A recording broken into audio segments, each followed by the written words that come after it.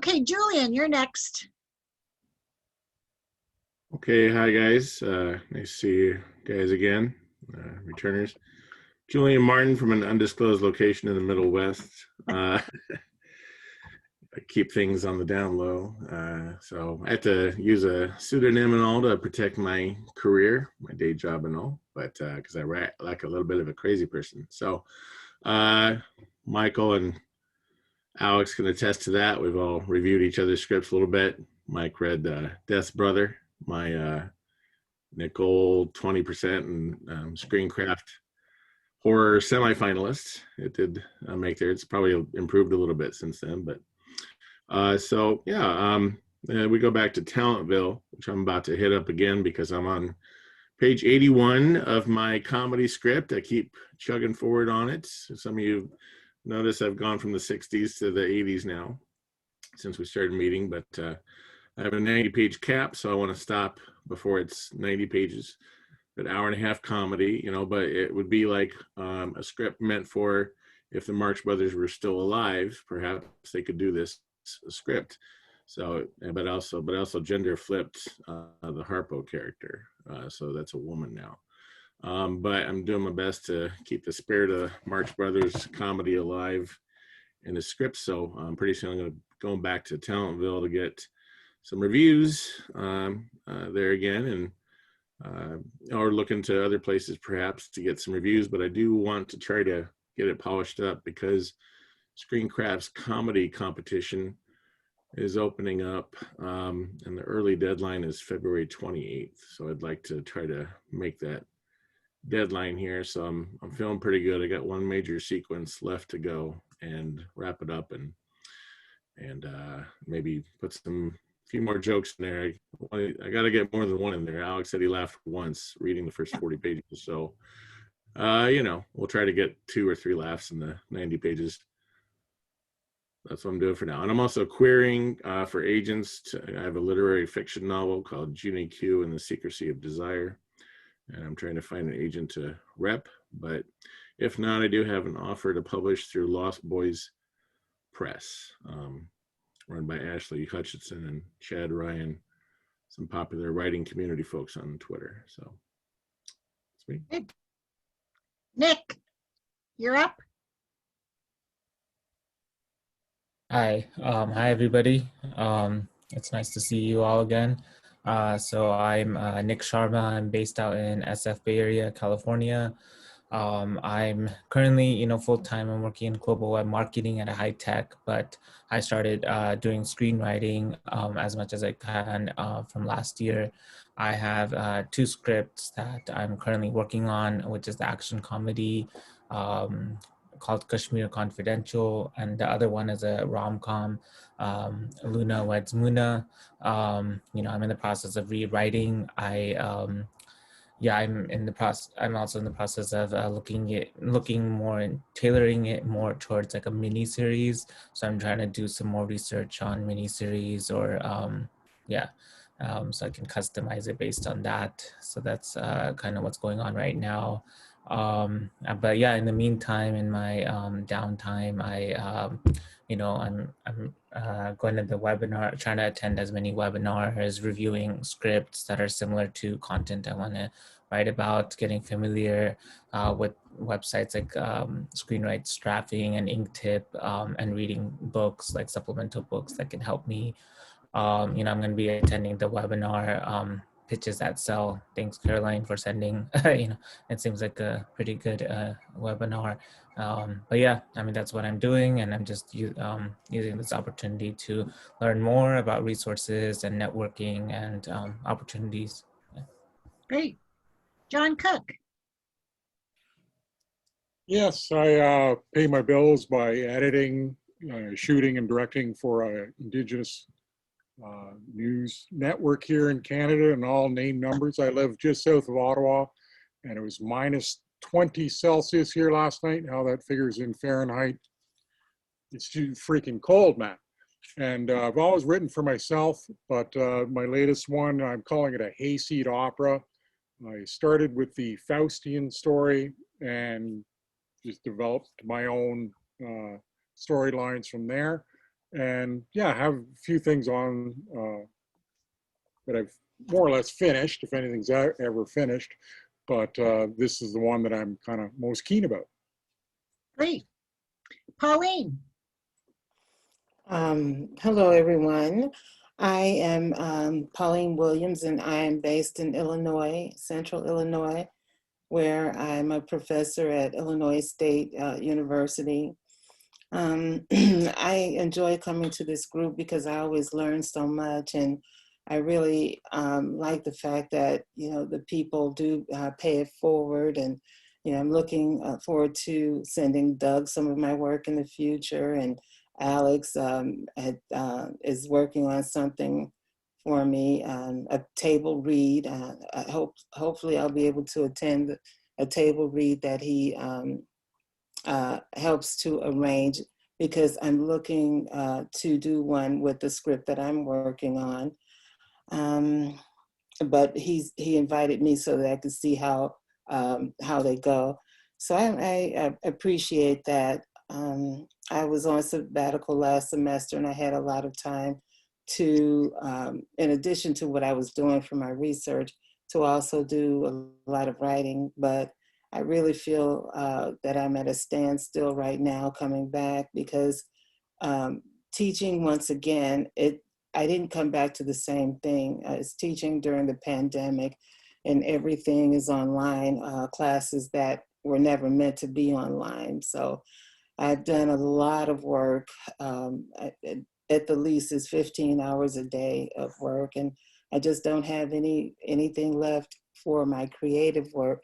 But I can see the working so many hours coming to an end, because I have all of my platforms built and my classes and all of that. So I hope to have more time to write. And I've mentioned this before, that I'm working on finishing a draft of a screenplay that I sent out and got feedback on from a script doctor. So, and I really have done nothing with that because I haven't had the time. And then I'm organizing scripts that I wrote years ago to do some shooting this summer, a short. And that's about where I am right now. Great. Jesse.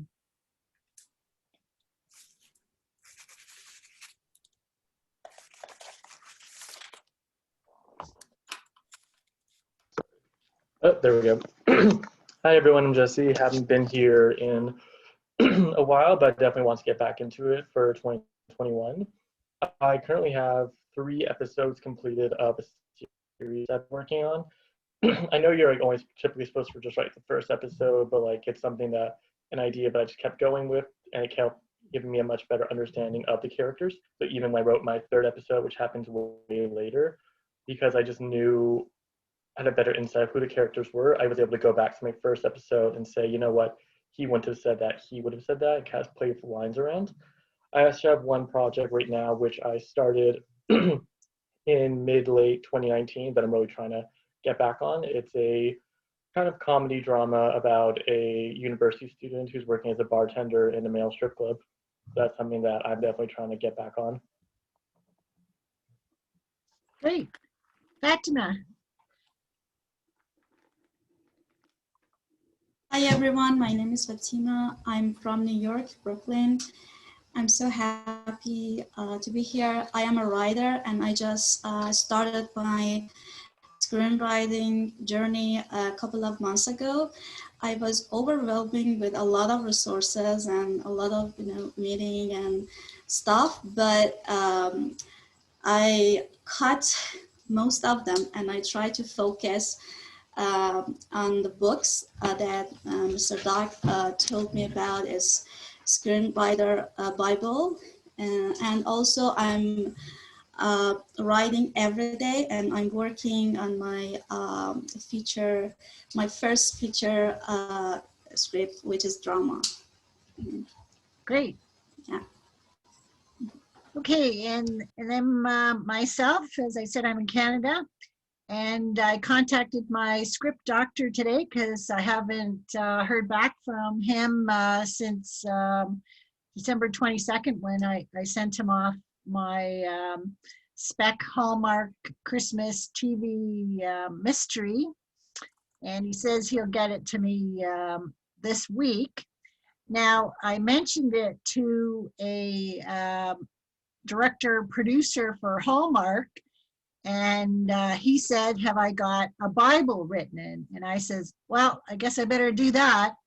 So that's what we're going to be discussing next time, because I have to do the research. I mean, I've written Bibles for some of my other television series, but I thought, well, this is a good thing to do to look into those ones. And so in the meantime, waiting for my script doctor, I started on another spec Hallmark Christmas romance script. So I think I've got 25 pages done. I think I've figured out the whole script. I just have to type it in. And I had mentioned a number of times that, you know, I'm meeting producers on LinkedIn, and two of them are interested in two of my horror scripts that I'm working on. I've got about 18 pages for each, but one wants a minimum of 60, the other wants a minimum of 75. So I've got a big pile of DVDs from the library that I'm going to be doing research and watching these DVDs to get some insight on how they've done it, and you know, what works and doesn't work. But mine aren't going to be that gory, but we'll see what I have to do. And then a couple other producers have said to me, oh, I may have some upcoming assignments for you. One said in February he's looking for a thriller script, and then the other one said about writing a story for him. I would not get credited for it. He said to contact him by the end of January, which I did. He wanted to know my rates, but I needed more information about what did he mean by story when it wasn't a script that he wanted. He hasn't gotten back to me, so I'll have to get back to him. So like I said, tonight we're going to be talking about what questions to ask if someone says to you about a script assignment. But you have a question, Alex? Yeah, just a quick comment to add on to what Christine said. I've had the same success using IMDb Pro. I had a phone call today from a producer I contacted 2 months ago, and then finally got a chance to talk to today to set up a good meeting to have a chat. So yeah, there's good places out there to connect with people if you do it in the right way professionally. Yes. Yes. So like I said, either contact through LinkedIn. You can't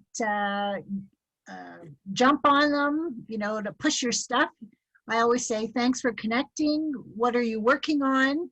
And then they tell me, and then they ask me, what am I working on? So, you know, I tell them about hosting these meetings and about my script at the Script Doctor. And then I'm also adapting my Vampire Dentist film script into a novel.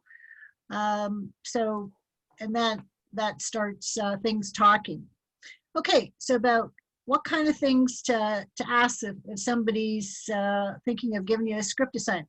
Well, first of all, you want to know what format it is. You know, whether it's a feature, TV pilot, web series, short, or like this one person said, he only wants a story, or is it a treatment? So you want to know what format it is. Now, okay, that's writing. Now, what about the genre? Because, and like I said, you'll be getting this sheet sent to you with all these things I'm talking about, and also the various links to Google search and Movie Maker and I think something else. But anyways, okay, genre. The kind of genre they may want. You may not have an interest to write about, or you may have to do too much research. So different kind of genre: drama, horror, sci-fi, historical, comedy, thriller. Like, I'm not interested in writing war or cowboys. You know, I don't watch any of those kind of movies or read any of those scripts, and it would take me too long, you know, to bone up on it, just like Bollywood movies. I've watched a couple, but I think you have to have a real interest in those kind of movies. And number of pages or minutes. So again, like I said, the two producers that are interested in my horror scripts, they want, you know, minimum of 60 to 90 pages, because Doug would know 60 minutes is the minimum for a feature film, right, Doug? Well, usually about 80, but yeah, and 80 is generally the minimum. Well, you can, some places I know for script contests, they'll take as low as 60, but absolutely nothing below. And one thing you need to ask, what is the film production budget? Because that's going to be your next question when you ask that they haven't told you about the payment, because the industry average is 2 to 3% of the production budget. Now, the one thing that was interesting to note in some of the internet searches that I did was that production insurance was not included in that production budget because the insurance could be very high. And I've also gave you the link for the WGA, what is their minimums. So right now, for a feature script, if you're a WGA member and can ask for it, it's about $76,000. And as, you know, a first time or somebody with not too many credits, you know, I doubt if you'll get that, because you'll be dealing with producers who have and are working with, you know, lower budgets. Like, you know, some of them are saying, you know, 300,000, and like I had mentioned, I get weekly a weekly newsletter from Inktip, and some of them say what the budget is: $1 or $2 million, $500,000, that sort of thing, because you know, then you can determine what your rate will be. Also, you may have an hourly minimum. You can say, you know, it's $50 an hour for the first draft, and then how many, you know, drafts will they want, how many revisions after that. Now, one thing, I'll have to do a document about what to ask a entertainment lawyer, because I know any future contracts that I get, I've had contracts in the past when I was producing, that I would go to an entertainment lawyer, that they would check my contracts. And again, is this a buyout when you get your money for your script, or will you be getting residuals? Now, with WGA members, they already get residuals in their contracts. Now, another big thing for some of you who are working full-time and only writing part-time, or like under this COVID thing, that, you know, like Fatima, I'm quite sure she's got children at home. They may not be going to school. So you have to plan your writing, you know, like before or after they go to bed or school or whatever, is the timeline to write. If you got a very short period of time to write it, or a regular time, and, you know, I've never heard anybody given an extended amount of time, unless, of course, with this COVID being shut down and the production being shut down and it's been delayed. So you may have more time for revisions. Another thing to ask is the time era. Is it present? Is it historical? Is it future? Because again, you know, if it's historical, you may have to do a lot of research, so that may take you a longer time. Now, the ideas and concepts, were these the directors and producers, or do you have to all of a sudden come up with them? They just give you thriller, psychological thriller. They don't tell you anything else. So you've got to come up with something of your own ideas and concepts. Again, is it from intellectual property? Is it from a book? Or you know, a comic book, or some other media that again, do they have the rights to that media? Audience. Is this for children? Is it for families? Is it for just for adults? And that goes then to ratings. You know, is it G ratings, 13 plus, and hopefully you don't have to, or if you want to, do the X rating, right? Or R rating. Now, it was interesting when I produced my first 3 films that were horror comedy. I didn't realize that having somebody smoke in your film increases the rating. So because I had people smoking in the first 2 films, so I made sure nobody smoked in the 3rd one. Again, what about the tone and atmosphere? Is it like noir, dark? Or is it, you know, bright, the tone? And what about scale, grand scale? Well, these days, I'm seeing so many producers asking for contained. You know, they wanted in 1 or 2 locations, only 2 or 3 actors. So they want to be able to shoot it in a minimal setting. Again, if they can give you more information, what they're looking for, like that thriller one, is there any similar movies that they can tell you what they liked for that thriller movie, that they want it kind of like that? What is the main plot that they're looking for? What about subplots? The male or female protagonists, again, you know, all of their ages, ethnicity, and all that kind of stuff. And also the antagonists, male or female. The ages, as I mentioned, character arcs. I'm going through an action lesson through Script Writing U, and it says that in action scripts, there's less of a character arc compared to drama. So that's certainly something to think about. How extensive do they want their character arcs to be in this script? Secondary characters, again, if they want it minimal, then they want not as many characters. Now, what is the main country that the location will be filmed in?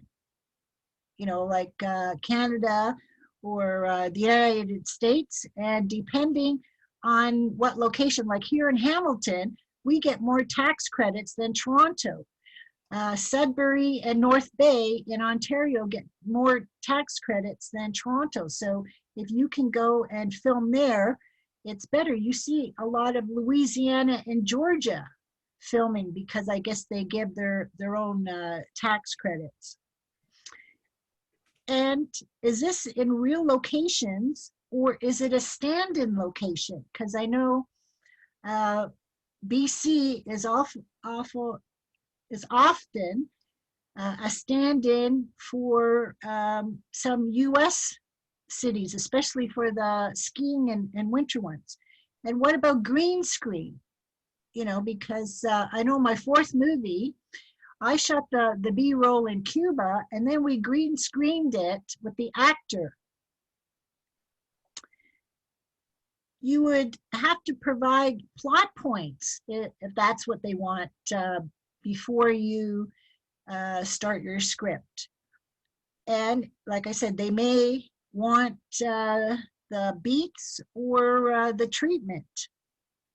The themes, what kind of themes are they looking? Family themes. Now, what makes more expensive, that I've always been told, and some producers even say that, you know, we don't want weapons. We don't want vehicle crashes and things like that. Children and animals take a lot of looking after, and with children, they have to be on working only a certain amount of hours, and they also have the teaching and guardians and things like that. So that's even more people to feed and look after and security. What about, is it going to be practical, or is a lot of CGI going to be used? Because I know in my three movies, I tried to make it as practical as we could. There wasn't very much CD. My third movie, we had an interesting big CGI in it. And like with horror, what about blood, guts, and gore? You know, one producer who was asking for a horror script in Inktip, he said he didn't want anything with vampires or zombies or monsters. So what kind of horror script is that? It's probably more psychological, you know, and reaction between bad people within that movie. Are computers used? I've seen a lot of movies where they use a lot of computer screens and people using their cell phone. So you have to know how to capture that texting, and I'm quite sure they must somehow put it in onto their cell phone, because I can't see it being filmed practically, that, you know, you have somebody else talking on their cell phone and then them reacting to it. I don't know if that's done you know, right away, or if that's edited in. And also, you see some films with a lot of voiceover. So again, is any of the main characters going to be doing that, or are other people going to be coming in to do that? So that's what I've written down for script assignments. Has anybody else got anything to add to that with your script assignments that you've done? I'd like to add, you're always going to get many two-way conversations on feedback and rewrites. So that's going to happen a lot. And that's what I said, when you send a letter, a query letter to a producer, that I always make sure I put in, I welcome notes and rewrites, because if you're going to be too tight with every word that you've written, you know, you're not going to get work. You have to be in collaboration with your producer or director or whoever you're working with, because you're the starting point with your script. You know, it takes 100 or 2,000 people to bring that to completion. So it's going to change, and it may change to a point that you don't know, you know, to the point that you might not recognize your script, but that's what happens. Okay, we have two new people that have come on. So if you want to introduce yourself, Sherry. Hi, sorry, I had a telehealth appointment that clashed. Hi, Cherie. I think this is my third Zoom with you guys. Currently writing a Christmas horror and a short for Alex Moreno. Working with him on that, and a little bit stuck with my Christmas horror at the moment, with trying to decide which way to go with something. But other than that, yeah, that's me. Good. And Laurie. Hi, so my name's Lori.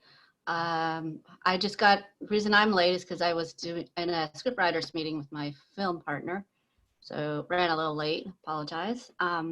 So we're just writing a TV, it was starting out as a comedy, but it's definitely not that anymore, so it's pretty edgy and dark. So anyway, so that's, apologize, okay. So is that a TV movie or a TV pilot? A TV pilot.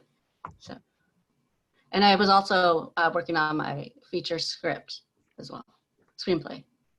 And what genre is that? That's drama plus supernatural. Yes, and there's been quite a few producers and Inktip and also screenwriting staffing are looking for sci-fi and fantasy. So I would certainly check out their newsletters. Like I said, you can check out the newsletters for free before you decide to buy them. Because I just paid $60 US to renew my newsletter for 4 months. So that's the price. And screenwriting staffing, it's a yearly thing. It's, I think, around $100 US. 110 now, Christine. Okay. It's right, it's worth it. Guys, trust me, if you're at the level of writing where you want to get work out, Jacob is amazing. I totally tell everybody to join the service, because it's daily that you're getting announcements. And I actually got my latest script coverage job from one of those adverts. She was looking for scripts, and we ended up talking so much that she said my script was, the character was too old for her. And we just started talking, and then she's ended up paying me to do some script coverage because she's so inundated with scripts. And this producer's actually optioned 2 scripts just this month. So she's finding talented writers and scripts that she wants from screenwriting staffing. So these things do work. Yes, and I can certainly commend them, because like Alex said, almost daily you get producers looking for stuff. Plus, you can post your script log lines on their site for free once you become a member.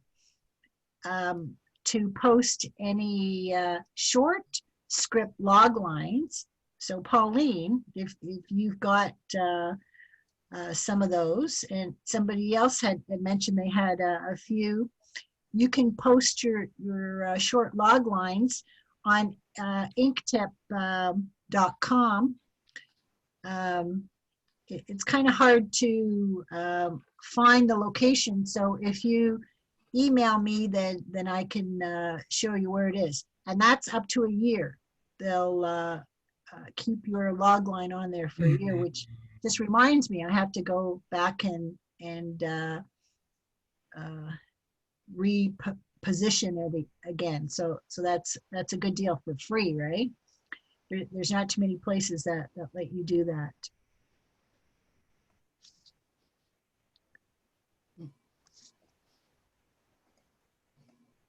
So any other comments about assignments? Now, I did get an assignment through Inktip to do one webinar, a web series, and a script for a web series, 1 episode. And of course, it was their own making. So of course I didn't know anything exactly what they wanted. And I wrote it and they said it wasn't exactly what they wanted. And I says, well, you have to send me an example of the script that you've had done. So once they sent me the example, then I was able to rewrite it and get paid for it. So again, that's what I'm saying, check out what movies or similar scripts that the person is looking for, so that you can give them an idea of how you're going to proceed, when you're giving them a list of beat lines and plot points and character descriptions. Like I said, main plot and subplots.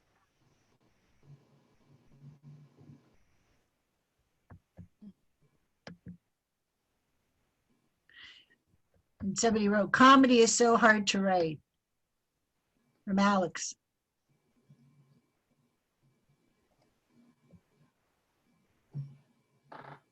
So I had a question. In terms of, miniseries, I've noticed that, miniseries are getting really popular. Like how do I familiarize myself with different formats? Should I, download scripts? Like, is there, like for a miniseries that were released last year on Netflix and Hulu, and, is there a resource where I could download the scripts and get familiar with it, or, what is your suggestion on that or recommendation? Well, Google, and I can't remember what the like.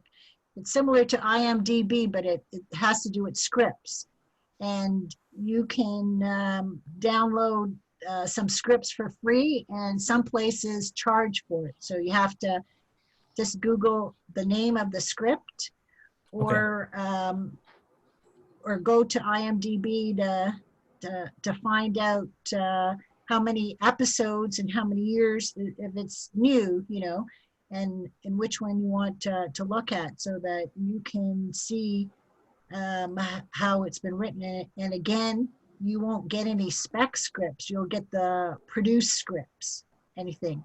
Now, I can't remember which script. Oh, Niagara, the one with Marilyn Monroe from a long time ago, that was shot at Niagara Falls. Well, it didn't have any description at all in the script. It basically, all it had was the dialogue. That's all you could get from that script. So you have to be very wary. Now that one was free. So I tried to find an original. I was even willing to pay for it, because I'm writing an action thriller at Niagara Falls. So it'd be nice to know how they describe, some of the things that went on in the water and at the edge of the falls. But unfortunately, that wasn't, I wasn't able to find that. If anybody knows any place else to get old scripts. Well, very often when you get a script that's actually used in production, all of those things will be expunged from it. And, not always, but it's my practice as a producer director to rip everything out that has anything to do with description or something that an actor might pick up as a direction. Because those things, once you get into pre-production, those things are the province of the creative team. And depending on the producer's viewpoint and the director's viewpoint, it should be up to them to create those things. As regarding the actors, if the dialogue is properly written, much of that direction is actually imprinted within the dialogue already, and they'll usually come up, a good actor will usually come up with something completely different in terms of performance than may have been in the writer's mind or even in the director's mind. So that really, it just really depends, because there's different purposes for your scripts and different kinds of scripts. There's a sales script, which often has way more description in it and emotive stuff in it than anybody would want to hand off to creative team. But it's there because it has to create a vision for the people that are going to buy the script. And then there's a, you know, the script that the producer will use for breaking down the production to something shootable and budgetable. And a lot of those things are completely irrelevant, but some of them could drastically affect budgets. So at some point there's going to be other revisions. And then finally the directorial script. So you don't know what scripts you're getting when you download these things. And as writers, I think you're mostly concerned with finding a balance between a sales script and something that somebody can see how they're going to shoot within their hoped for budget. But I don't know where you find those. So. Now, one thing that Alex put in the chat was, I think your shorts need to be registered with the Writers Guild or Library of Congress before being allowed to post for free on Inktip. And that's true. They want to have one of those numbers. And so Writers Guild of America West, it's $20 US. I don't think it's changed. And I know for library or copyright library in Canada, it's $60. Now with WGA, that's for 5 years. With Copyright Canada, that's for your lifetime plus 75 years. So it depends. If you think your script is not going to be revised, then you can pay the $60. But if you think you're going to be changing that a number of times before it's going to be done, then I just would get it done with WGA for the $20 US. And also if you have a treatment that you want to copyright before you get to the script, you could do that if you're concerned about sending it out to people. But as Doug has told us numerous times, that once you've written it, it is copyrighted under your name. But again, a lot of people feel more confident if they have one of those numbers. Right, Doug? Pretty much so, yeah. The one thing that in Hollywood, you never present a spec script with the WGA number on the cover. That's just, you don't do that. It's only on some of these websites that require it, like Inktip. And I haven't heard, because I haven't applied to a contest for a while, whether any contests require copyright identification. Some do, some don't. So that's interesting.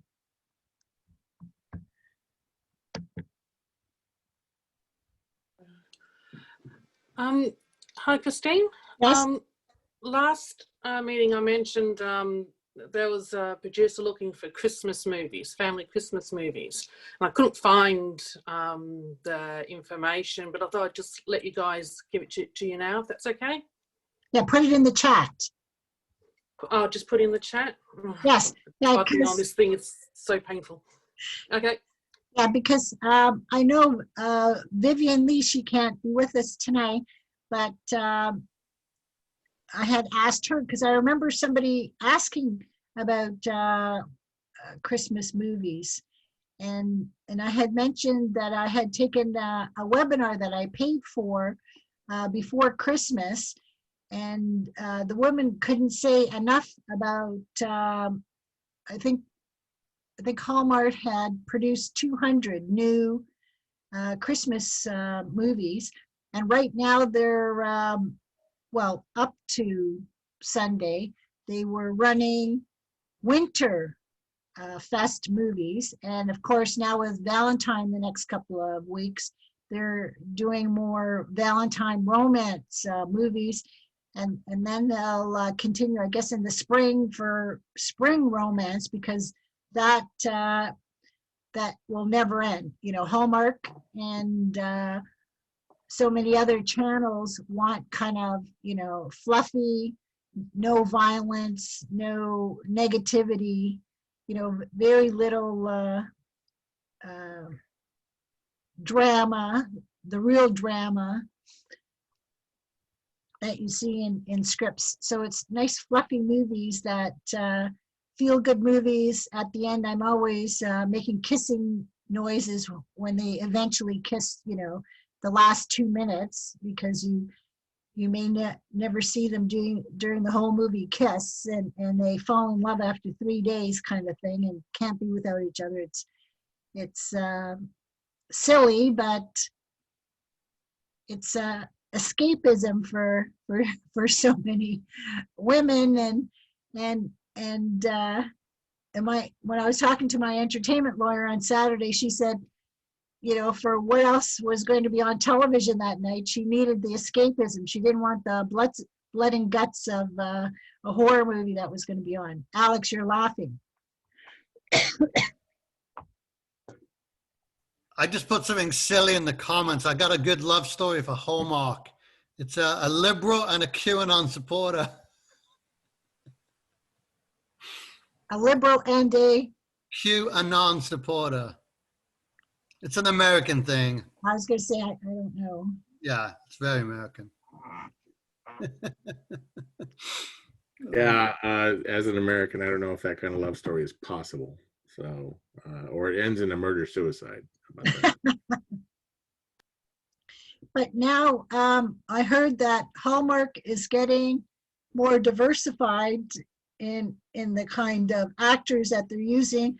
Also, the kind of Christmas or holiday December festivities. Like they had a Hanukkah one that I saw that was well done.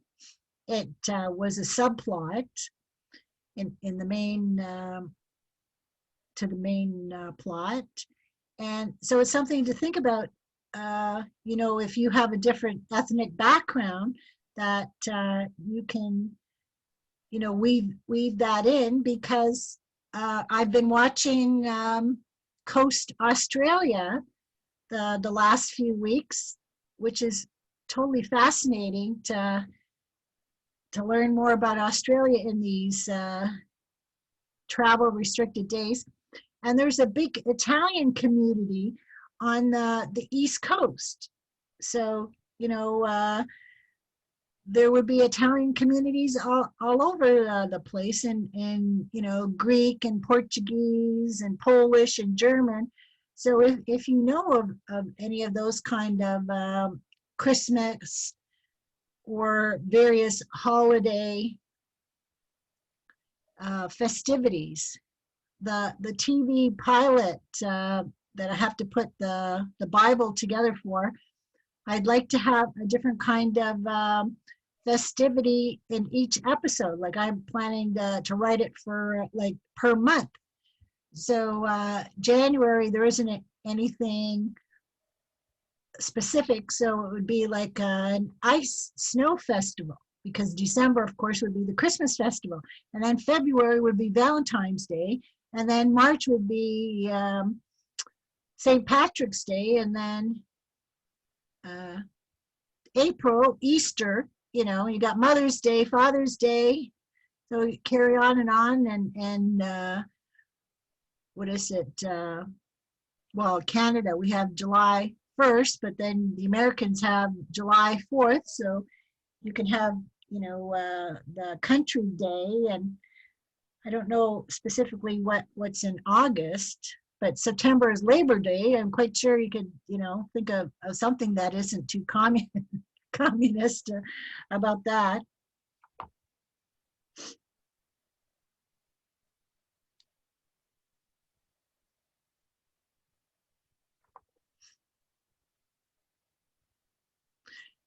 So Alex, if you want to talk about, you know, you had mentioned that a few people are doing some writing for you.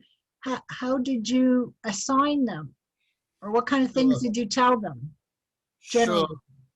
So maybe Alex French, you and I can discuss this later, because I am doing a project called Future Leaders of the World, and I have a famous other executive producer. So those who came on board were like really shocked on who we're working with. I don't want to put his name out there. Again, those of you who work with me, you now know. And what we've come up with, this idea, is to create cutting edge films that are dramatic, but that are centered around a health topic. So let's just take the idea of sex trafficking.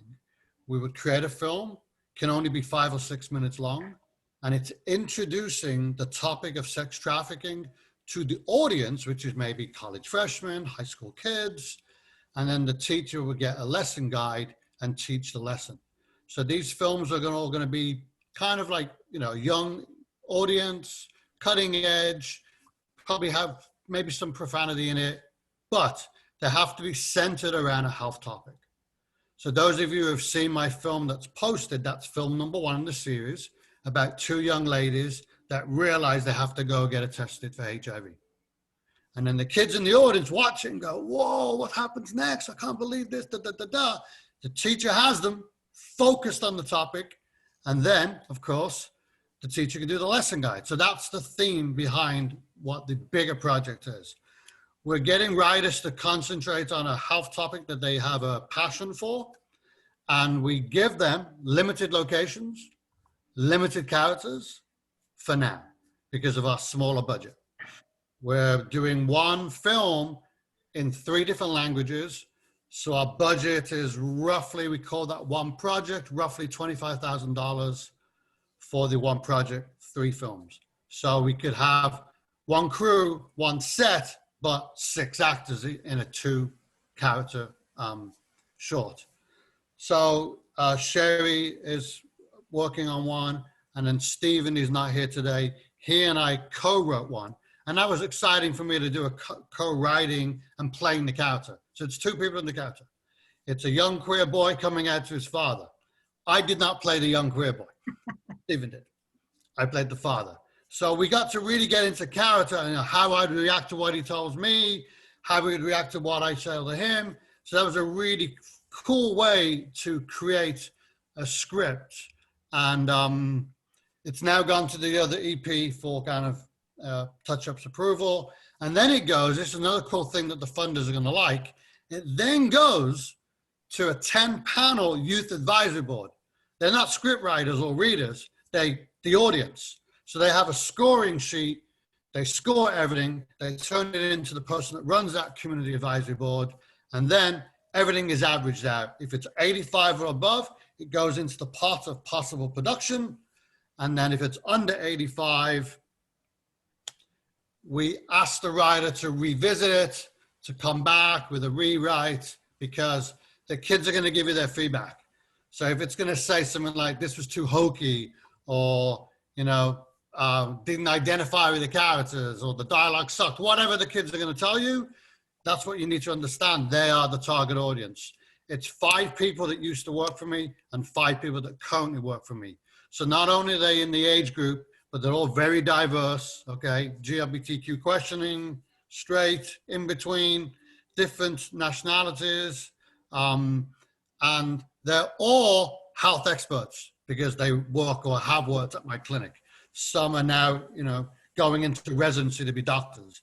So they are a great sounding board for myself and the other producer to get great feedback on things in the script that may need to be looked at again. So it's an exciting project. We've done film 1. We have written 1 grant proposal. It's out there. Finally got word yesterday that it's in the running, so that's good. We're applying for foundation money through Indie Flicks. If no one's familiar with that, check it out. It's like a TV platform for independent filmmakers. It's incredible. I got to do a pitch over the phone with the CEO, and she goes, I love the idea, send me everything. So that's the next thing we're doing. The greatest thing about this project is I can do it as part of my day job at the clinic because we're a 501c non-for-profit clinic. So I have the university behind me. I got a woman doing the budget. I got someone putting stuff together. I got a crew doing research. So we help the writers. So Sherry got a little stuck on something. So she asked me, so I sent it to 4 people, work on this. My writer needs this information. So the writers on board are getting some assistance and some help. So it's a cool project. We're starting off in Miami for the first time. After we shoot, say, 2 more films, then we have 3. Then we want to go nationwide. We want to choose a different area of the country. So let's just say, for example, I don't know this, top of my head. Actually, I do know this. Number 1 in the nation now is no longer Miami for HIV. It is Baton Rouge, Louisiana. So maybe we would talk to the mayor of Baton Rouge and say, listen, this is our project. You've got an issue. Can we come and do a project in that location on that topic? We've already done HIV, so it wouldn't be that, but that's the example. So I see this project really, really growing.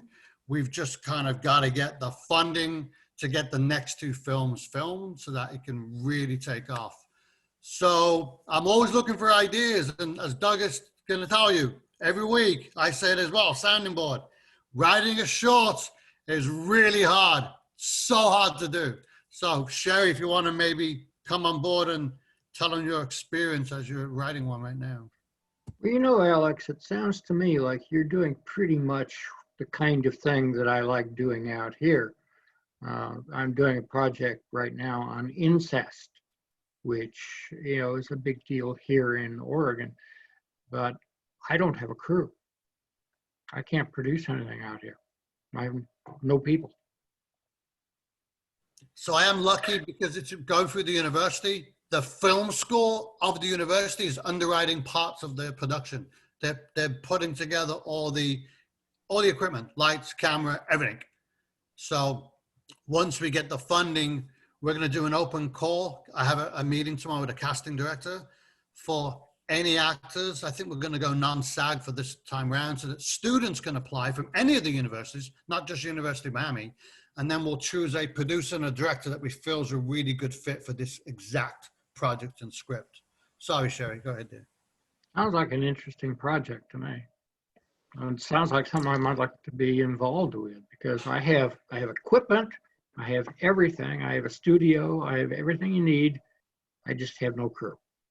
Okay, Doug, I'm going to put my email to you and let's talk. I'll send you the pitch deck and stuff. We'll talk. Okay, go. Thanks for.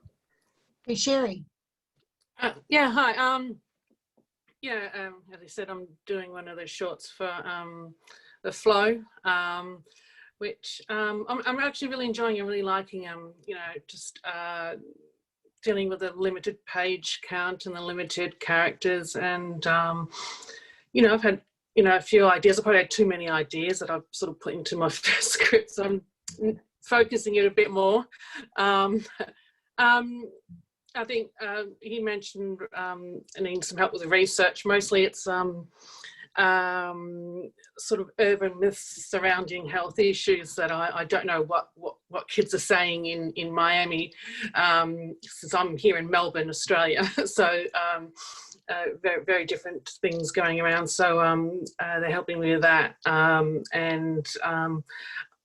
think I'm actually really excited about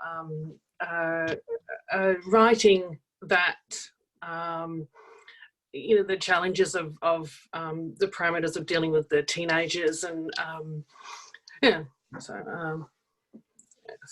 that's Good. So Alex, what about the translation? Who's doing that for you? Because you said you were in 3 different languages. Yeah. Okay, Christine, I live in the melting pot of the world, Miami, Florida. We have, I think, 40-something different languages here of communities. It's kind of like New York. Everybody lives here from around the world. So when we do our casting call, I'm going to have 3 directors for a project.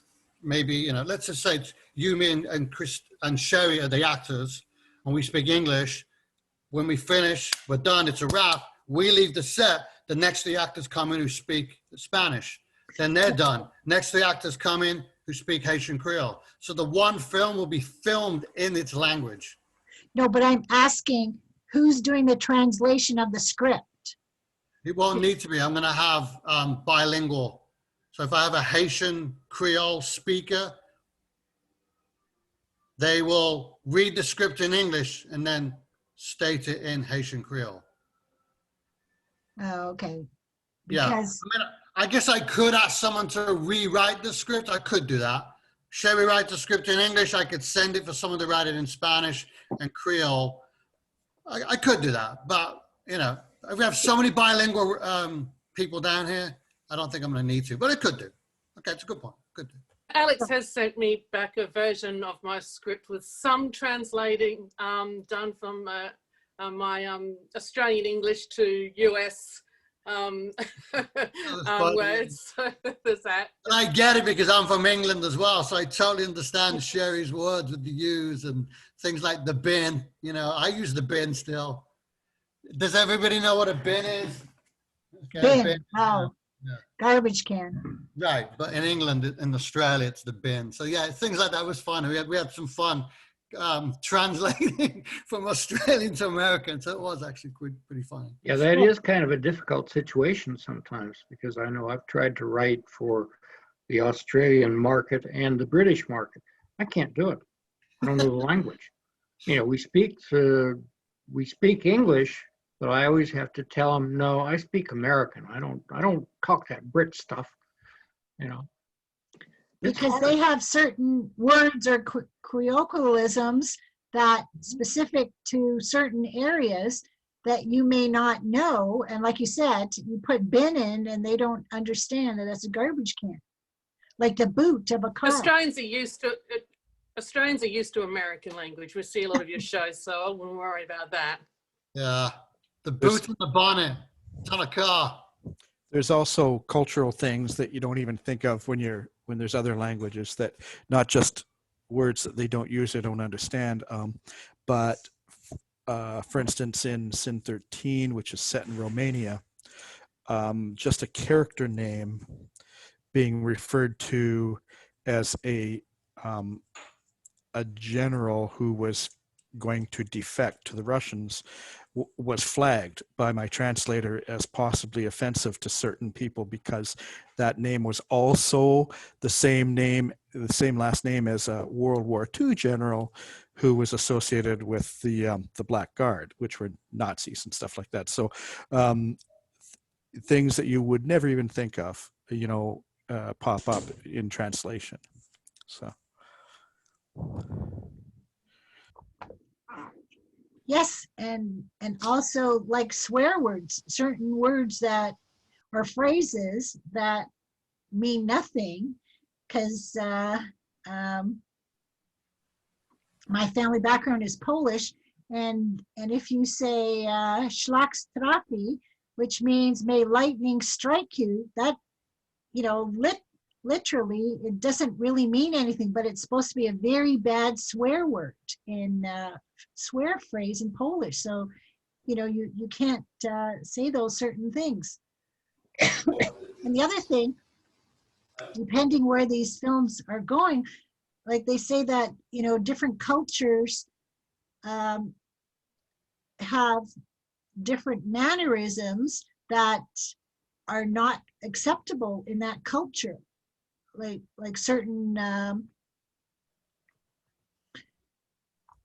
hand gestures and foot gestures, or showing the bottom of your feet is very insulting in some cultures. So again, you know, with it being on YouTube, you know, we don't know who is watching, because as far as I know, YouTube is international, right?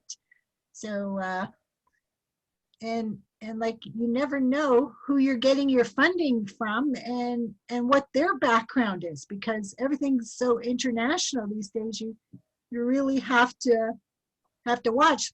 Like I said, I was talking to my entertainment lawyer on Saturday, and she's defending a client who is being sued because they said something on Facebook. Like, you have to be, you know, extremely careful about what you say and you know, in video and on the internet, because you don't know how long it's going to be up there, and I know when I was running meetings for women in business, that one woman that I had videotaped and put on the internet, well, she totally freaked out because, of course, you know, film and video put at least 20 pounds on you in a lot of cases. And she was a heavyset woman to begin with.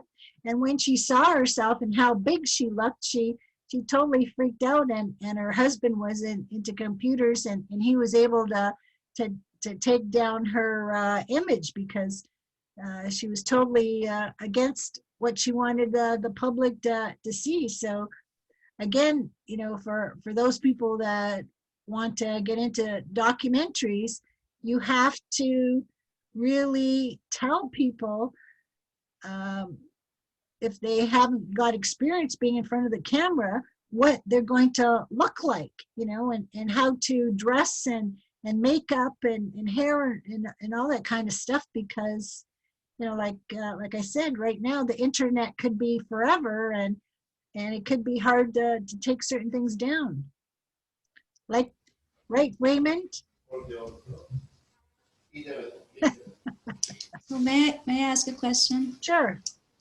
So regarding this conversation, for example, I am not an English speaker. So is it better for me to write in English, or is it better to write in my own language and then translate it?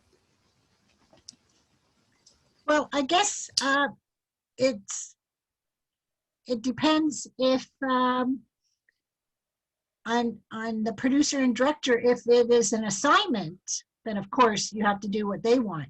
But if it's for yourself and you know your language better because it's not your first language, then you could do that first, and then maybe someone with your culture may be interested in filming it in that language. But if you don't get any interest, then to convert it into English, but make sure that you have somebody, you know, who is an editor or very good in English to go over your script, because I know Nick had some problems because as a young person, he was used to texting so much and not using full sentences and using, you know, so much abbreviations, and he was putting that in his script, and he was running into problems with a consultant who was looking at his script. Well, the other thing that I would say for you, Fatima, is what is your native language? And whatever it is, I'm sure that there are producers in your culture that speak the same language, and that would be the place to go. If you are going to write for the American market, then you have to write it in American. And if you're going to write for the Australian market, you have to learn to speak Australian. But in your culture, there are people there who speak your language, who are producers. Talk to them. What about movies that are kind of a combination? And Netflix is producing a few Bollywood movies. I know The White Tiger with Priyanka Chopra got released like last week, and it's kind of I really like that movie. I would love to write something like that, but they have English and Hindi a lot incorporated in it. So how would that work? I mean, you know, in terms of if it's a hybrid type show with Hindi and English, like, you know, how would you? Where do you want it produced? I mean, what if it's like in both? Like, I think in that. No, not movie, if, what if. Where do you want it produced? Yeah, probably India. Yeah. Okay, then you have to write for producers in that market. Okay. Right. Okay. So it's wherever they're located. Okay. Well, where do you want it sold, I think, is That's a different animal. Is a different Yeah, animal. And, probably. and so it has to be certain, you have to be able to communicate. If it's something for the North American or the Western market, you know, it's going to have to be a little bit peculiar if it's centered in India in the first Yeah, place. like But, Extraction, you know, that movie yeah. Extraction, which was one of the top movies to get highest viewership, Netflix produced. It's in English, but it's set in India. So, you know, I would love to write something along that type of genre or type. So yeah, I'm just Right. I think it's a fine line you have Netflix to or cross something. somehow. Yeah. You have to straddle both on that thing. Yeah, I mean, I know Hindi and things like that. I don't write it, but I do know the White Tiger, the director. I believe the screenwriter is a non-Indian. Like I think he's in a different ethnicity. Yeah, he's maybe Middle Eastern. I know he doesn't have much of a connection to India, but he still was able to lead the film. You know, so yeah. I've done quite a bit of work with the Taiwanese filmmakers who want to bring their films into the North American market. And some of them we can do, some have to go with subtitles. I mean, nobody speaks Mandarin in this country, very few. So, you know, it just depends. There are ways of doing these things if you want to do them. But if you're talking about selling a script in India, that means you're going to sell a script to an Indian producer. If that film is intended for release in America, then you're going to have to get somebody involved in the production of that film that can kind of direct it towards the American market. And the same thing if you're going to run it, you know, into the British market or the Australian market, wherever you go. But go to the original, whoever it's written for, go to that culture for your producer. And when I tried to get my most popular horror comedy, Vampire Dentist, onto Amazon Prime, they don't tell you ahead of time until you go through all of the various check boxes that they wanted it with closed captioning. So they wouldn't accept my MP4 file for the film unless I had the extra file for the closed captioning. So I checked into that, and it was going to be like $1,000 to get that done. And they couldn't tell me whether, you know, how long it would take me to make that $1,000. And so I wasn't going to put out that money, you know, if I couldn't recoup my money in a short time. And that's, you know, some of the things that you have to think about when you're going into or contacting these various streaming platforms, all of the various things that they need. And, you know, closed captioning is one of them, because I know when I had my first movie, Sharp Teeth, and it was on Shaw out west, I had to get closed captioning for that, and that cost me a lot of money. So you really have to check all the deliverables, it's called deliverables, that the station or the streaming platform requires. But as far as closed captioning is concerned, it's a little tedious, but it's actually dead simple to do yourself. It's just a text file. And there are even services, automated transcription services, which time code right into your thing. Offhand, I can't remember the names of them.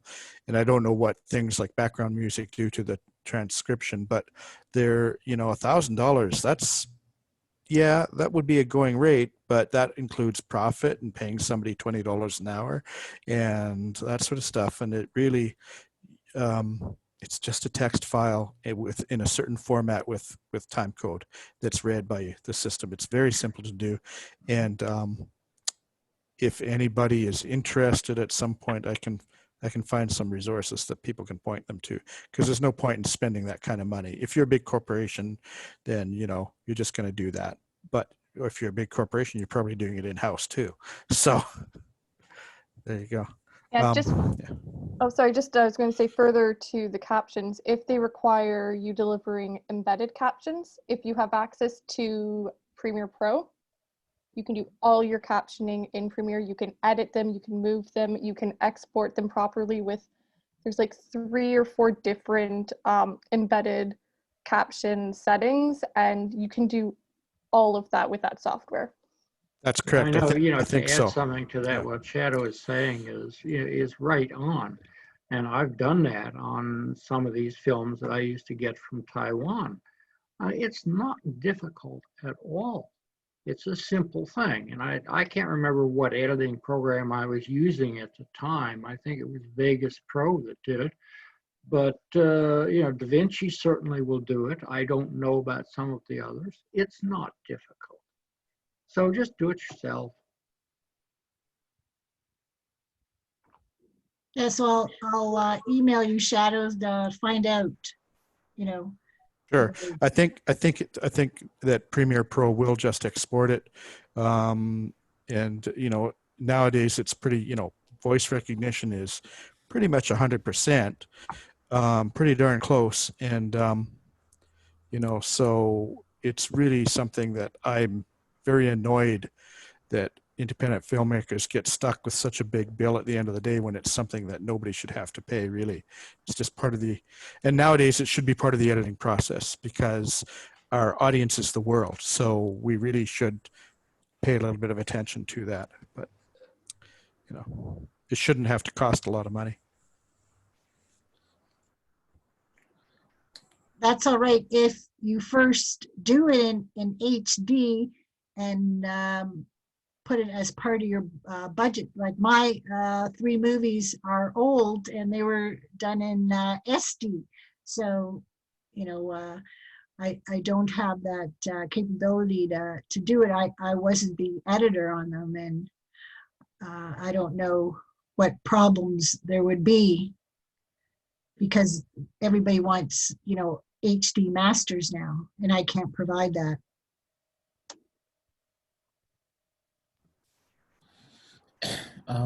Yeah, Christine, I had a question. In terms of, I am working on my scripts, but, sometimes I do have downtime. Sometimes I kind of just, I don't feel like writing. I just want to, learn a little bit since I'm kind of in that learning curve right now and I'm a novice. In terms of, reading different scripts, using that time to reading scripts or watching YouTube or attending the webinars, what do you think is the most helpful in getting better at screenwriting? Is it just reading more scripts or like actual like writing or what? Yeah, if you had downtime. Well, the main thing, you've got 2 scripts and only about 20 pages of each. I think your main thing is to write the script, the first draft. Just write the first script from all your what you think of right now, and then go back after you've done research and you've watched these other movies or you've read these other scripts. So like I said, write as much as you can, and then like I said with my 2 horror scripts, I've got stuck at 18 pages each, and I have to think how I have to move forward. So I wrote it as much as I could, and now I gotta look at some movies and read some scripts before I can continue to expand it. Yeah. So what I'm doing is I'm writing the scripts and, and then I read, like romantic comedy one, I'll read, Crazy Rich Asians or some other scripts that are similar, and just to get like kind of a better feel. Again, I am novice. I started last year. So yeah, I think that's a good suggestion. Just apply what you learn, right? Yeah. Wait a minute. Nikki, just write the damn script. Okay. That's all you gotta do. Okay. And then you're going to learn so much from writing it and rewriting it. And that process is how you become a writer. Just write the damn thing. Puke it out. Let it go. And then rewrite it. Yeah, I guess I'm kind of, I Write get another zombie fixated. script. I guess I have these ideas and I think I'm really good with ideas, and implementing them. But I guess I get stuck in, the structure and like the grammar. So that kind of, I get fixed on that, and it Stop just the wagon prevents there, me. Nikki. You're rolling off into the weeds again. Now, Yeah. what you need to do is just write the damn. Okay, I'm and then serious. worry about the script later. And I mean, worry about the Later. Don't grammar. worry about any of that stuff. Just write it. Okay. And once you've got something written, then we can look at it and see where you have run off the bushes, off into the bushes or something like that. But if you're so concerned and hung up on the insecurity of writing it, you're never going to make it. The only thing to do is write it, and then we'll deal with it. But if you have nothing to deal with, we can't help you. Okay, right. Okay, great. Thank you.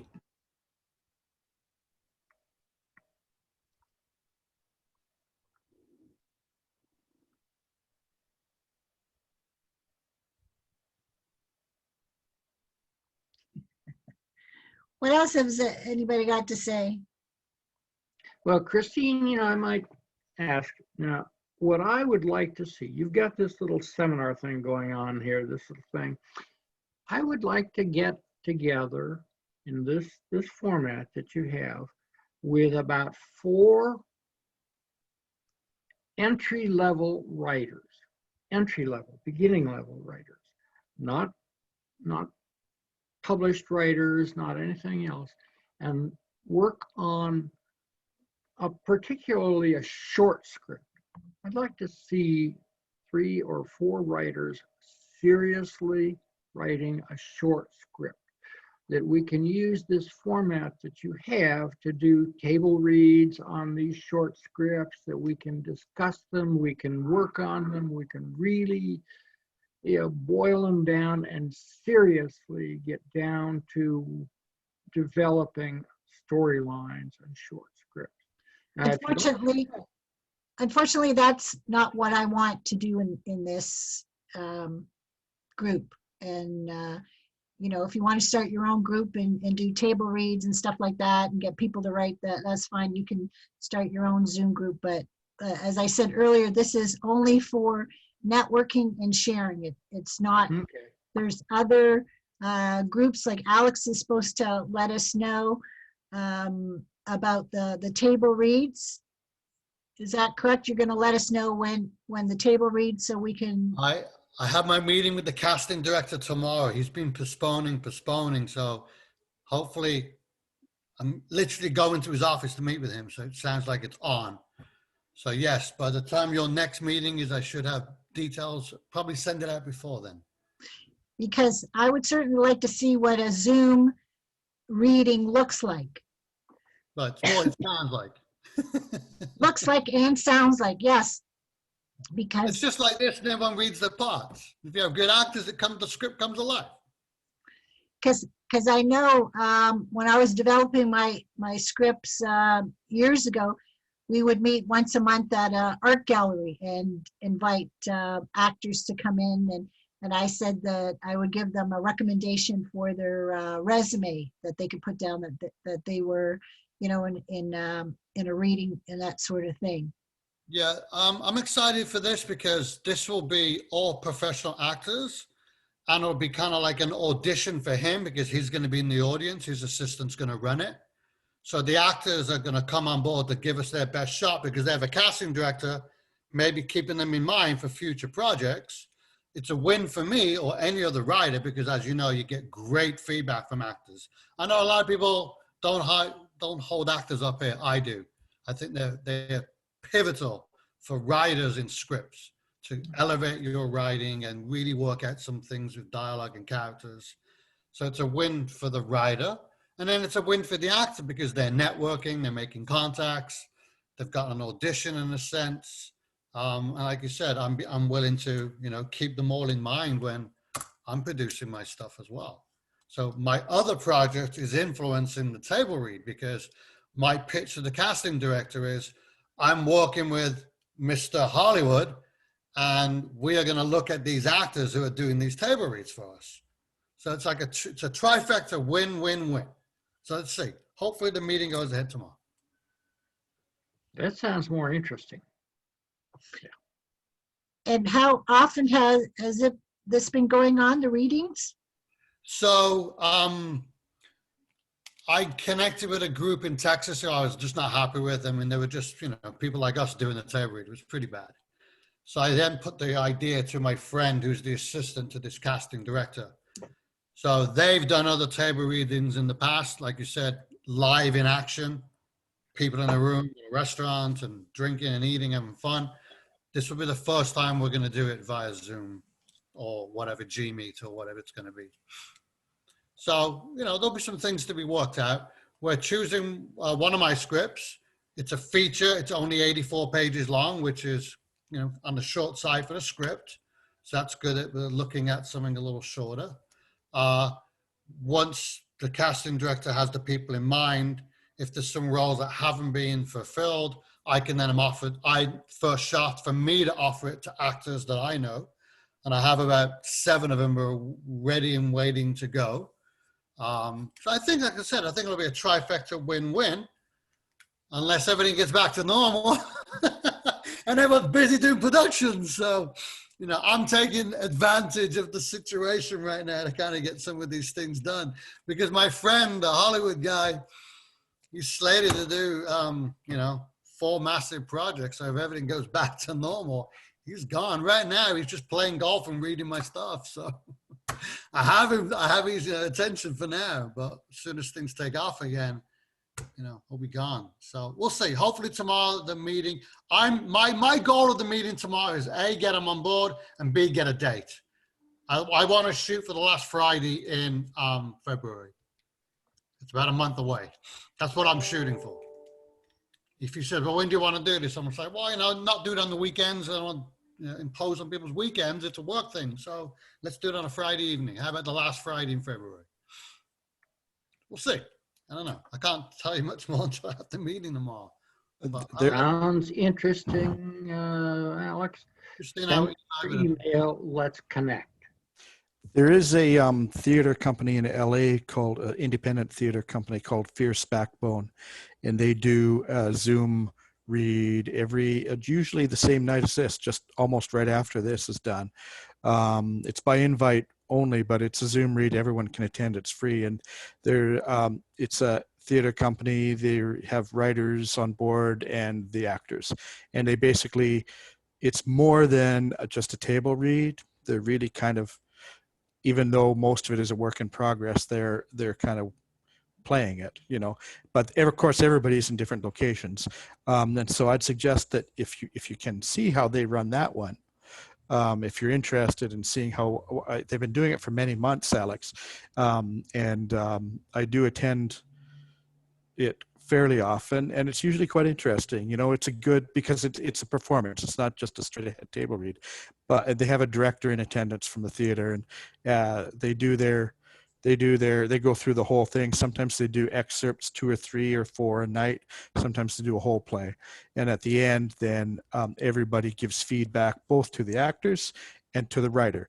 But very, very within very limited scope, so that they're not criticizing necessarily things that you don't criticize with the writer because you didn't write it, they wrote it. But things that have to do, you know, things that are a little bit clunky or don't make sense, those things pop out, and it's very good. It's interesting. I'll post the link in chat if you like.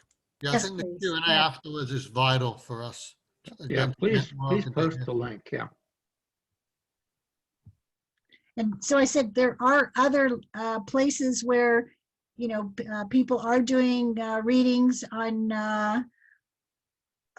various websites. So I would, you know, Google that, because I know I get so many emails a day, and they keep coming up saying so-and-so is having readings. So if that's what you're interested in, I would check those places out. And I think also on Meetup, Meetup is also doing Zoom meetings now, and they are doing readings.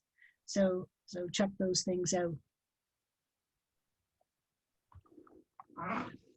Well, it's 8:45. I think we'll start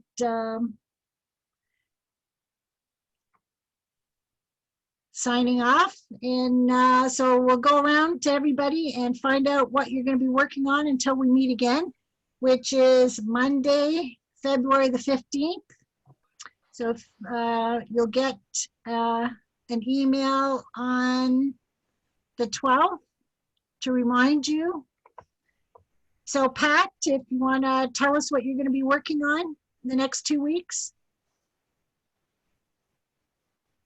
Okay, I'm looking at some other scripts I have to submit to the Universal Talent Development thing. I'll be looking at that and putting that package together. And I really want to get this thriller script first draft done so I can send it out for critique and all. Great, good. And Alex, you've got lots of stuff to do. Yeah, but this week I'm going to try to see my daughter. I haven't seen in like 3 weeks. Miss Gymnastics Champion. She came first at the meet. So that's very cool. My main focus will be my proof of concept stuff with Giovanni Lampassi. That's my main focus in the next week or so. So Doug, there isn't any university near you that has film studies with students that could help you? Oregon State U has a graphics department, and they put their film group in their journalism department. There really isn't much here. I have access to all of the studio equipment that they have. I have access to the Majestic and all of the equipment it has. And of course, I have all my own equipment, which I'm in the process of repainting the studio downstairs right now. So, you know, I have all of that. I just don't have any talent out here where I am in Oregon. The talent pool is really shallow. Let me tell you, you know, it's really shallow. I've done some stuff. I have some people that I know of who, Linda Burden Williams is a casting director that I use. She's played on The West Wing and, I don't know, half a dozen other things. She teaches acting, but it's the same thing. All we get is a bunch of high school kids that just don't want to get into it. I did start teaching again before we really shut down. We ran a class in, I think it was a couple of months ago, where we had them individually, you know, spaced out 6 feet apart or whatever it was. And we kept it small. I only had 5 students. And 2 of those, I don't even think had a pulse. It was just pathetic to see what's out there. So I'm just flat giving up locally. I mean, there's just nothing I can do. I can't really teach locally. I have classes lined up for the summer. I have classes lined up for the spring. But if all I'm going to get is, you know, a bunch of dead high school kids, why bother? Hey, Doug. Doug, sorry to interrupt, but have you tried Portland casting calls? I'm trying to stay out of the Portland metro area. I have done some work up there before when we did Grimm and we were doing that kind of thing. I've done some casting up there, you know, around in Lake Oswego and those places. But I'm trying to bring production down into the central corridor, I-5 corridor in Oregon, which means that I want to do production in Corvallis and Eugene, perhaps as far south as Roseburg, and that's about it. I don't want to go back up to Portland. I mean, we can always go up there and do stuff with, you know, I've got some people who are working on Portlandia, and we're trying to do some things. I have a green screen from, I think it's CBS, to do Small Town DA, but I had to give it up. I mean, we have nobody here to do it. You know, it's amazing to show up in a little town like Corvallis or Eugene with all of the funding available to do a television production. We can't do it. I mean, it's just pathetic. So I give up. I mean, you can't help these people. So maybe you can do it in another part of the country, but I'm too old to move again. So that's it. Sayonara. John Cook, what are you going to be working on the next 2 weeks? Finding the unmute button, but also just yeah, continue to work on this Hayseed opera. As I say, I was kind of in my third draft of that. It's a project I returned to, but in this COVID time, I found an animation style that I used to storyboard, and I thought, what the heck? Again, with time on my hands, I had another piece that I had written about. It's kind of my personal Woodstock would be a tagline. Hunter S. Thompson coming of age story. That was my own personal Woodstock. So it's kind of like I would call it like elaborated storyboards of this animation style. So that's a ton of fun to do. Takes time, but yeah, I do a little bit every day. Great, good. Raymond. And sorry, I gotta go. But Sure. thanks very much. It's Okay. been awesome. Thank you. Good.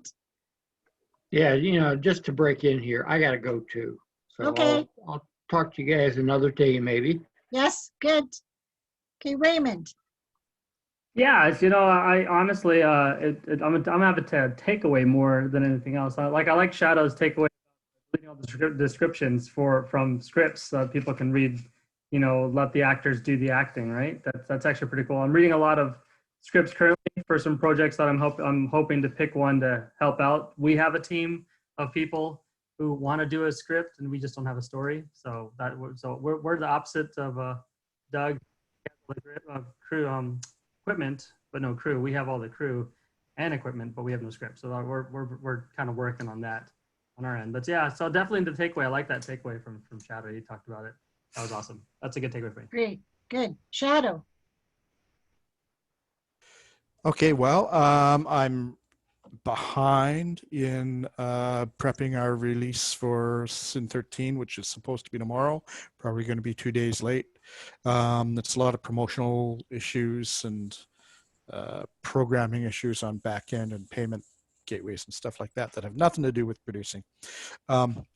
But just prepping for next week's Forum 1 that I'm doing, which is the same time slot as this, only next Monday, the alternate weeks. So if anybody's interested in independent, in terms of it's more producer focused and distribution focused, if you're interested in attending that, it's free. I put a link in the chat. You can just sign up and then you'll be notified. And it'll actually even phone you. You can just call in, but it'll phone you out or phone out to you at the time. No special software required unless you want to get on the internet. So anyway, there you go. A lot of work and continuing the writing that I mentioned before. Hope everyone else has a good week. Good. Alex French. Yeah, well, hopefully, I guess I'll be reading some scripts, having some chats. It's kind of TBD at the moment, but I've had a few people already reach out to me through this, so it's been great. So I'm kind of looking forward to just seeing what comes up. Yes, I'll be sending you my features and short log line. So see what you amazing. think. Good. I'm excited to see what comes from this. Yes. Fatima. I will keep reading the screenwriter Bibles and also working on my future script. That's Great. Good. Sherry, are you finished working on that script for Alex? Or are you still doing some more? I'm just waiting for some research to come through, and then I'll finish it off. And I'm sort of around page 70 of my horror Christmas feature, aiming for 90 pages. So just slowed down. I was powering through that and now I've slowed down. So I'm just doing masterclass, the online thing, the masterclass classes. And I started with Aaron Sorkin, who's it's really great classes actually, and reading some horror scripts. What are the classes? What is it called? Master class? Master class. Oh, Yes. Can you send the link? Or? Oh, you can Google it, and it's just master class. they do a whole heap of stuff. They're all over like Twitter and Facebook advertising and that, and you pay for a year and you can access all sorts of classes. Oh, okay. I didn't know that. Yeah. Okay, great. Yeah. So just that's it. Good. Lori, Oh, what's your TV pilot? okay. So we've been working on it for several years. We meet every week for about 3 hours. So we're actually at the end of rewrites right now, and we're focusing next on making sure all the dialogue corresponds to what the character would say. Because we know what they're going to say, but we just have to shape it to their personalities. So we're working on that, and then after that, we'll be focusing on getting people to do table reads for us. So before we do the pitches. So. Yeah. And Julian, you've got a comedy to finish? Yep. If I type one more line, I'll be on page 82. So, and again, I want to have a 90-minute limit on it. Usually my scripts tend to get pretty long. So I've got scripts that go to 150, 180 pages and stuff. So, but comedy, I'm trying to get this very tight and focused, like I said. So, and then I really want to get a turn around on getting it ready, even though they say sit on it. But, I read it and I laugh. So anyway, I'm going to enter the contest and see what happens. But Mike, Joberg and I just agreed to do a trade, a review trade. So I said, so I might be able to get him. I'm going to hit Coverfly up too. I talk about Talentville, but Talentville does have a problem where people are allowed to spend money to buy review credits, which then inflates things a little bit too much. And you have a lot of people sitting around waiting for reviews because they paid money, but it's it's supposed to be a tit for tat system. Yeah. But then the tat goes to the site instead of another writer and stuff. So try to get some speedy turnaround in Coverfly. On Thursday, I signed up for a Screencraft panel with Nicole Perlman, among other writers, who was a co-writer on Guardians of the Galaxy and Captain Marvel, but she's going to be talking about pitches that sell. And probably pitching is one of the things I'm very afraid of. I'm not confident about, even though I sound like, oh, my writing's so great and everything, but I don't know. It's still very terrifying to think about trying to actually pitch to someone. So, at some point, I probably have to start getting into doing virtual pitches and building up confidence on that. On February 20th, this will be after our next meeting, but on February 20th, I will be appearing on Zintra Sullivan's What the Book podcast.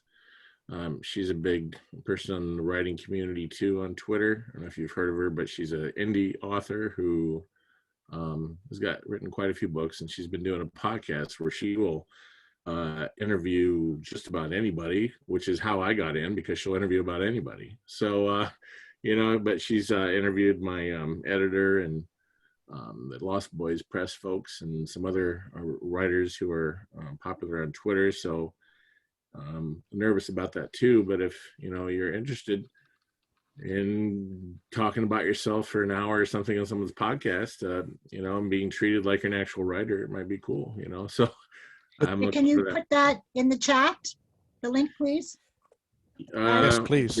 Let's see. I'll just put her name as Sullivan, What the Book podcast, and it's you can get it on Spotify, I know, and she uses Podbean to do her podcast as well. I don't know if it's on Apple Podcasts, but so February 20th to hear me do that podcast. So that's great. And I'm going to write a short for Alex here this week, I hope. Good. So Nick, you're going to work on one of those scripts. Yeah, so next I'm week? gonna, since it's February, it's Valentine's, so I want to do the romantic comedy. I'm kind of like that, where based on the season, so And how many pages have you got now? I mean, I have 25 to 30, yeah.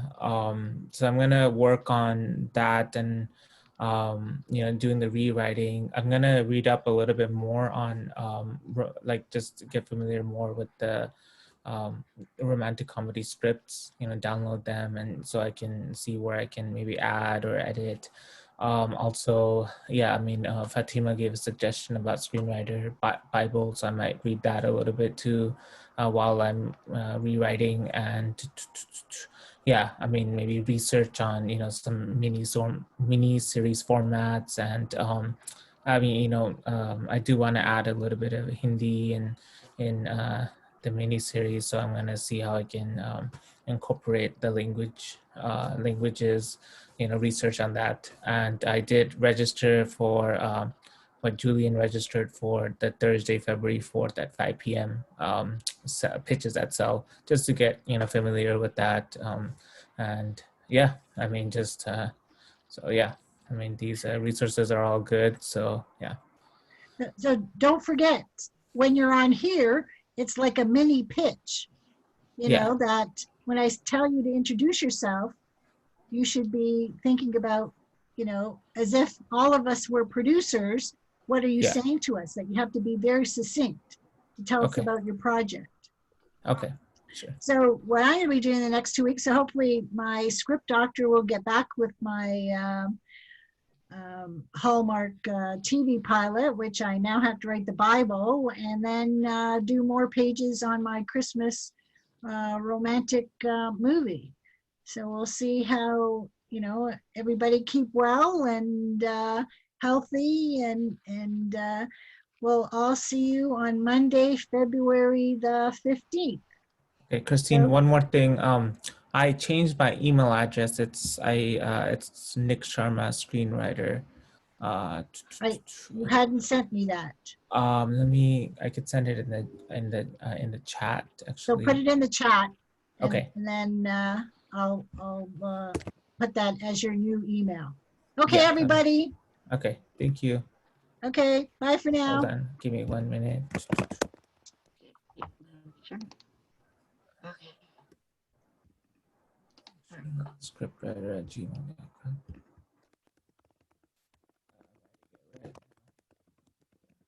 Okay. Okay. Sharma script. Okay, thank you. So yeah, if you could just CC me on that one. Yeah. Yeah. Okay, thank you. Bye. Bye.